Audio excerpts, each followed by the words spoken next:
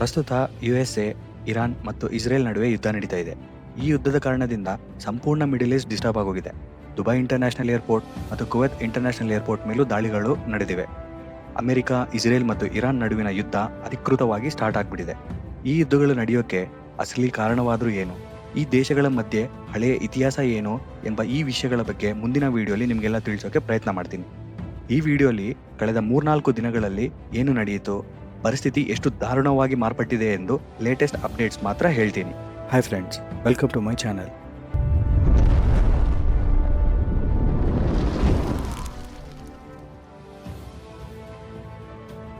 ಯುದ್ಧ ಶುರುವಾಗುವುದಕ್ಕೆ ಜಸ್ಟ್ ಕೆಲವು ದಿನಗಳ ಮುಂಚೆ ಅಂದರೆ ಫೆಬ್ರವರಿ 26 ಮತ್ತು 27ರಂದು ಇರಾನ್ ಮತ್ತು ಯುಎಸ್ಎ ನಡುವೆ ಜಿನಿವಾದಲ್ಲಿ ನಡೆದ ಫೈನಲ್ ನ್ಯೂಕ್ಲಿಯರ್ ಟಾಕ್ಸ್ ಫೇಲ್ ಆಯಿತು. ತಕ್ಷಣ ಅಮೆರಿಕ ಪ್ರೆಸಿಡೆಂಟ್ ಡೊನಾಲ್ಡ್ ಟ್ರಂಪ್ ಇರಾನ್ಗೆ ಒಂದು ಅಲ್ಟಿಮೇಟಿಯಂ ನೀಡಿದರು.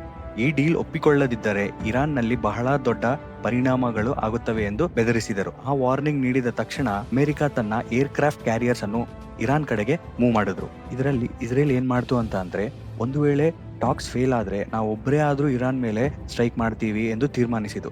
ಸೌದಿ ಅರೇಬಿಯಾ ಮತ್ತು ಇಸ್ರೇಲ್ನಿಂದ ಬಂದ ಹೆವಿ ಪ್ರೆಷರ್ ಕಾರಣದಿಂದ ಟ್ರಂಪ್ ಆ ಫೈನಲ್ ಡಿಸಿಷನ್ ತೆಗೆದುಕೊಳ್ಬೇಕಾಗಿ ಬಂತು. ಆ ಕಾರಣಕ್ಕೆ ಯುದ್ಧ ಆರಂಭವಾಯಿತು. ಫೆಬ್ರವರಿ 28 ಪ್ರಪಂಚವೇ ಬೆಚ್ಚಬಿದ್ದ ದಿನ. ಬೆಳಿಗ್ಗೆ ಸುಮಾರು 9:45ಕ್ಕೆ ಇರಾನ್ನಲ್ಲಿ ಆಕಾಶದಿಂದ ಬೆಂಕಿಯ ಮಳೆನೇ ಶುರುವಾಯಿತು. ಅಮೆರಿಕ ಈ ಆಪರೇಷನ್ಗೆ ಆಪರೇಷನ್ ಎಪಿಕ್ ಫ್ಯೂರಿ ಎಂದು ಹೆಸರು ನೀಡಿತು. ಇಸ್ರೇಲ್ ಈ ಆಪರೇಷನ್ಗೆ ರೋರಿಂಗ್ ಲಯನ್ ಅಂತ ಹೆಸರು ನೀಡಿತು. ಇದ್ಯಾವುದೋ ಸಣ್ಣ ಪುಟ್ಟ ದಾಳಿ ಅಲ್ಲ. ವರ್ಲ್ಡ್ ವಾರ್ 2 ನಂತರ ಜಗತ್ತಿನಲ್ಲಿ ನಡೆದ ಅತಿ ದೊಡ್ಡ ವಾಯು ದಾಳಿ ಇದೆ. ಇರಾನ್ ಆಕಾಶದಲ್ಲಿ ಸ್ಫೋಟಗಳು, ಭಾರಿ ಶಬ್ದಗಳು, ಕ್ಷಿಪಣಿಗಳು ದೂಡಿಕೊಂಡು ಬರುತ್ತಿರುವ ದೃಶ್ಯಗಳು. ಈ ದಾಳಿ ಹೇಗೆ ನಡೆಯಿತು, ಯಾವ ವೆಪನ್ಗಳು ಬಳಸಿದರು, ಸ್ಟೆಪ್ ಬೈ ಸ್ಟೆಪ್ ಈಗ ನೋಡೋಣ. Weapon number 1, Tomahawk cruise missile. America ಏನ್ ಮಾಡ್ತು ಅಂತಂದ್ರೆ, ತನ್ನ ಫ್ರೆಂಡ್ಲಿ ದೇಶಗಳಾದ ಸೌದಿ ಅರೇಬಿಯಾ, ಯುಎಇ ಮತ್ತು ಕತಾರ್ ಸಮೀಪ ಈಗಾಗಲೇ ನೇವಿ ಶಿಪ್ ಗಳನ್ನು ತಂದು ನಿಲ್ಲಿಸಿತ್ತು ಹಾಗೂ ಯುದ್ಧಕ್ಕೂ ಸಿದ್ಧವಾಗಿತ್ತು. ಬಳಸಬೇಕಾದ ಸಮಯ ಬಂದಾಗ ಆ ವಾರ್ಶಿಪ್ ಗಳಿಂದ ಒಂದೇ ಬಾರಿ 300 ಟೊಮಾಹಾಕ್ ಕ್ರೂಸ್ ಮಿಸೈಲ್ ಗಳನ್ನು ಇರಾನ್ ಕಡೆಗೆ ಕಳುಹಿಸಿತು. ಈ ಮಿಸೈಲ್ ವಿಶೇಷತೆ ಏನು ಅಂತ ಹೇಳಿದ್ರೆ, ಇದು ತುಂಬಾ ಲೋ ಆಲ್ಟಿಟ್ಯೂಡ್ ನಲ್ಲಿ ಅಂದ್ರೆ ನೆಲಕ್ಕೆ ತುಂಬಾ ಹತ್ತಿರವಾಗಿ ಪ್ರಯಾಣಿಸುತ್ತೆ. ಆದ್ದರಿಂದ ಇರಾನ್ ರೆಡಾರ್ ಗಳಿಗೆ ಇದು ಪತ್ತೆಯಾಗಲಿಲ್ಲ. ರೆಡಾರ್ ಗಳು ಸಾಮಾನ್ಯವಾಗಿ ಎತ್ತರದಲ್ಲಿ ಹಾರುವ ಮಿಸೈಲ್ ಗಳನ್ನು ಮಾತ್ರ ಪತ್ತೆ ಹಚ್ಚಿ ಏರ್ ಡಿಫೆನ್ಸ್ ಸಿಸ್ಟಮ್ ಮೂಲಕ ಅದನ್ನ ಡಿಟೆಕ್ಟ್ ಮಾಡಿ ಹೊಡಿಬಹುದು. Weapon number 2, Israel F-35 stealth jets. Israel ಇತಿಹಾಸದಲ್ಲೇ ಅತಿ ದೊಡ್ಡ ವಾಯುದಾಳಿ ಇದು. ಸುಮಾರು 200 Israel air force jets ಗಗನಕ್ಕೇರಿದವು.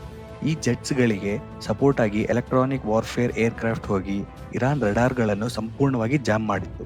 Weapon number 3, task force scorpion strike. ಇದು ಜಗತ್ತಿನಲ್ಲೇ ಹೊಸ ಸೈನಿಕ ದಳ. ಇಸ್ರೇಲ್ ಈ ಯುದ್ಧದಲ್ಲಿ ಟಾಸ್ಕ್ ಫೋರ್ಸ್ ಸ್ಕಾರ್ಪಿಯನ್ ಸ್ಟ್ರೈಕ್ ಎಂದು ಹೊಸ ದಳವನ್ನು ಬಳಸಿತು.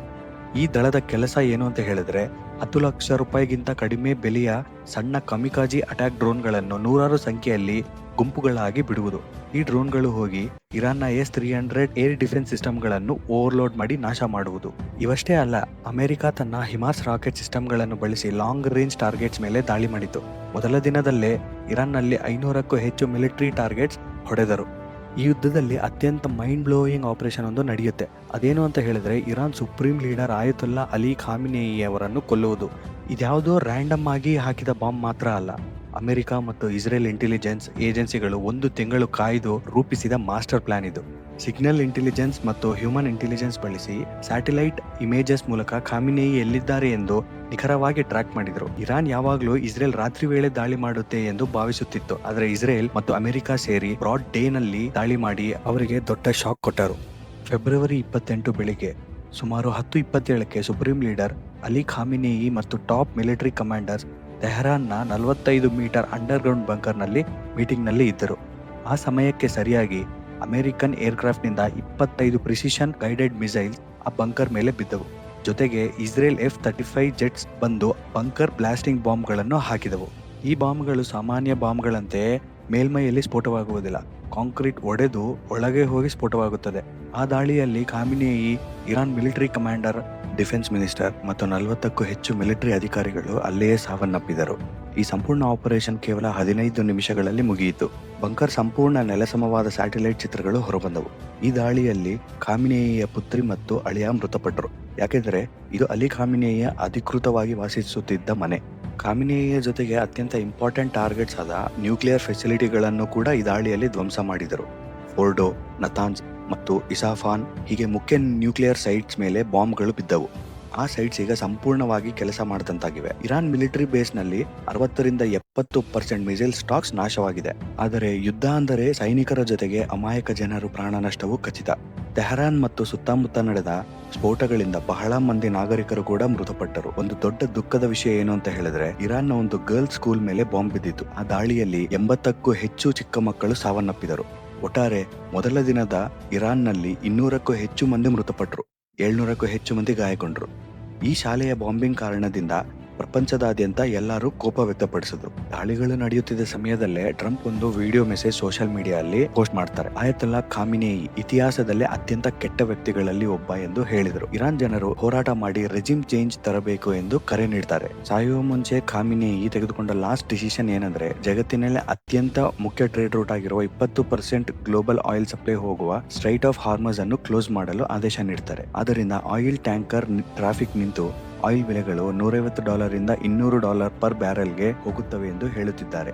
ಅಮೆರಿಕ ಮತ್ತು ಇಸ್ರೇಲ್ ಸೇರಿ ಇರಾನ್ಗೆ ಭಾರಿ ಹೊಡೆತ ನೀಡಿತು. ಆದ್ರೆ ಇರಾನ್ ಸೈಲೆಂಟ್ ಆಗಿರುತ್ತಾ?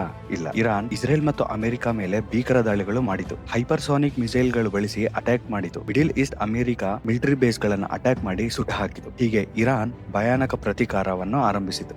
ಅಮೆರಿಕ ದಾಳಿ ಮಾಡಿದ ಕೆಲವು ಗಂಟೆಗಳಲ್ಲೇ ಅಂದರೆ ಫೆಬ್ರವರಿ 28ರಂದು ಬೆಳಗ್ಗೆ 11:30 ರಿಂದ 12:30 ಮಧ್ಯೆ ಇರಾನ್ ತನ್ನ ಮೊದಲ ಪ್ರತಿದಾಳಿ ಶುರು ಮಾಡಿತು. ಇಸ್ರೇಲ್ ಆಕಾಶದಲ್ಲಿ ಏರ್ ರೈಡ್ ಸೈರನ್ಗಳು ಕೂಗಿದವು. ಇರಾನ್ ಒಂದೇ ಬಾರಿ 30 ರಿಂದ 150 ಬ್ಯಾಲಿಸ್ಟಿಕ್ ಮಿಸೈಲ್ಸ್ ಮತ್ತು ಡ್ರೋನ್ ಅನ್ನು ಜೆರುಸೆಲಂ, ಟೆಲ್ ಅವೀವ್, ಹೈಫಾ ಮತ್ತು ನೆಗೆವ್ ಹೀಗೆ ಪ್ರಮುಖ ಪ್ರದೇಶಗಳ ಮೇಲೆ ಕಳುಹಿಸಿತು. ಆದರೆ ಇಸ್ರೇಲ್ ಬಳಿ ಐರನ್ ಡೂಮ್ ಎಂಬ ಅತ್ಯಂತ ಅಡ್ವಾನ್ಸ್ಡ್ ಏರ್ ಡಿಫೆನ್ಸ್ ಸಿಸ್ಟಮ್ ಇದೆ. ಐರನ್ ಡೂಮ್ ಇರಾನ್ ಕಳುಹಿಸಿದ ಮಿಸೈಲ್ಗಳಲ್ಲಿ 75 ರಿಂದ 90% ಮಿಸೈಲ್ಸ್ ಆಕಾಶದಲ್ಲೇ ಧ್ವಂಸ ಮಾಡಿತು. ಆದ್ದರಿಂದ ಇಸ್ರೇಲ್ನಲ್ಲಿ ದೊಡ್ಡ ಮಟ್ಟದ ಹಾನಿ ಆಗಲಿಲ್ಲ. ಆದರೆ ಇರಾನ್ ಯಾವಾಗಲೂ ಒಂದೇ ಟಾರ್ಗೆಟ್ ಮೇಲೆ ದಾಳಿ ಮಾಡುವುದಿಲ್ಲ. ಇಸ್ರೇಲ್ ಮೇಲೆ ಮಿಸೈಲ್ಸ್ ಹೊಡೆಯುತ್ತಿದ್ದಂತೆಯೇ ಪ್ಯಾರಲ್ ಆಗಿ ಮಿಡಿಲ್ ಈಸ್ಟ್ ನ ಅಮೆರಿಕನ್ ಮಿಲಿಟರಿ ಬೇಸ್ಗಳ ಮೇಲೂ ದಾಳಿ ಮಾಡಿತು. ಟಾರ್ಗೆಟ್ ನಂಬರ್ 1 ಯುಎಇಯಲ್ಲಿರುವ ಅಲ್ ದರ್ಫಾ ಏರ್ ಬೇಸ್ ಮೇಲೆ ಮಿಸೈಲ್ಸ್ ಬಿದ್ದವು. ಅದೇ ಸಮಯದಲ್ಲಿ ದುಬೈ ಇಂಟರ್ನ್ಯಾಷನಲ್ ಏರ್ಪೋರ್ಟ್ ಮತ್ತು ಪ್ರಸಿದ್ಧ ಬುರ್ಜ್ ಅಲ್ ಅರಬ್ ಹೋಟೆಲ್ ಸಮೀಪ ಮಿಸೈಲ್ಸ್ ಬಿದ್ದವು. ಆ ದಾಳಿಯಲ್ಲಿ ಒಬ್ಬರು ಮೃತಪಟ್ಟರು, 4 ಗಾಯಗೊಂಡರು. ಟಾರ್ಗೆಟ್ ನಂಬರ್ 2 ಕತರ್ನ ಅಲ್ ಉದೈದ್ ಏರ್ ಬೇಸ್ ಮೇಲೆ ಮಿಸೈಲ್ಸ್ ಬಿದ್ದವು. ಆಕಾಶದಲ್ಲಿ ಇಂಟರ್ಸೆಪ್ಟ್ ಮಾಡಿದಾಗ ಮಿಸೈಲ್ಗಳ ತುಂಡುಗಳು ಕೆಳಗೆ ಬಿದ್ದು 8 ನಾಗರಿಕರು ಗಾಯಗೊಂಡರು. ಟಾರ್ಗೆಟ್ ನಂಬರ್ 3 ಬೆಹ್ರೀನ್ ಮತ್ತು ಕುವೈತ್ನ ಅಲಿ ಅಲ್ ಸಲೀಂ ಏರ್ಬೇಸ್ ಮತ್ತು ಬೆಹ್ರೀನ್ನ US 5th fleet headquarters ಮೇಲೆ ಮಿಸೈಲ್ಗಳ ಮಳೆ ಸುರಿಸಲಾಯಿತು. ಬೆಹ್ರೀನ್ನ ಜುಬೈರ್ ನೇವಲ್ ಪ್ರದೇಶದಲ್ಲಿ ಒಂದು ಡ್ರೋನ್ ಬಂದು ಆ ಒಂದು ಹೈ ರೈಸಿಂಗ್ ಬಿಲ್ಡಿಂಗ್ ಮೇಲೆ ದಾಳಿ ಮಾಡಿತು.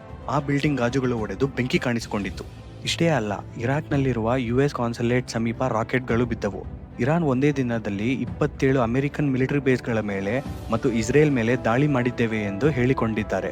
ಈ ದಾಳಿಗಳನ್ನು ತಡೆಯಲು ಸೌದಿ ಅರೇಬಿಯಾ, ಯುಎಇ ಮತ್ತು ಕತರ್ ತಮ್ಮ ಬಳಿ ಇರುವ ಪೇಟ್ರಿಯಾಟ್ ಏರ್ ಡಿಫೆನ್ಸ್ ಸಿಸ್ಟಮ್ಸ್ನ ಬಳಸಿದರು.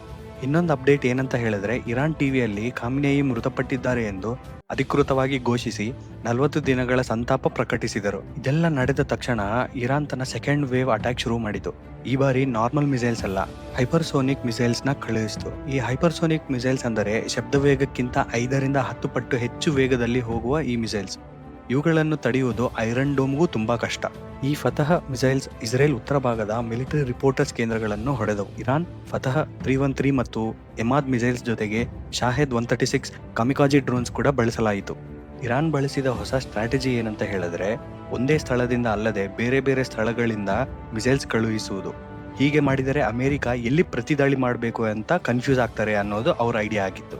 ಈ ಯುದ್ಧದಿಂದ ಕಳೆದ 3 ರಿಂದ 4 ದಿನಗಳಲ್ಲಿ ಯಾರಿಗೆ ಎಷ್ಟು ನಷ್ಟ ಆಯಿತು ಅಂತ ಇವಾಗ ನಾವು ನೋಡೋಣ. Loss number 1 Iran. ಹೆಚ್ಚು ನಷ್ಟಪಟ್ಟಿರೋದು ಇರಾನ್. ಕರ್ಮೆನ್ ಶಾ ಮತ್ತು ತಬ್ರೀಜ್ ಮಿಲಿಟರಿ ಬೇಸ್ಗಳಲ್ಲಿ 60 ರಿಂದ 70% ಮಿಸೈಲ್ಸ್ ಸ್ಟಾಕ್ ನಾಶ ಆಗೋಗಿದೆ. ಒಡ್ರೋ ಮತ್ತು ನತಾಂಜ್ ನ್ಯೂಕ್ಲಿಯರ್ ಸೈಟ್ಸ್ ಸಂಪೂರ್ಣ ಕೆಲಸ ಮಾಡದಂತಾಗಿವೆ. ವರದಿಗಳ ಪ್ರಕಾರ 200 ಮಂದಿ ಮೃತಪಟ್ಟಿದ್ದಾರೆ ಹಾಗೂ 747 ಮಂದಿ ಗಾಯಗೊಂಡಿದ್ದಾರೆ. ಲಾಸ್ ನಂಬರ್ 2 ಇಸ್ರೇಲ್ ಮತ್ತು ಯುಎಸ್ಎ.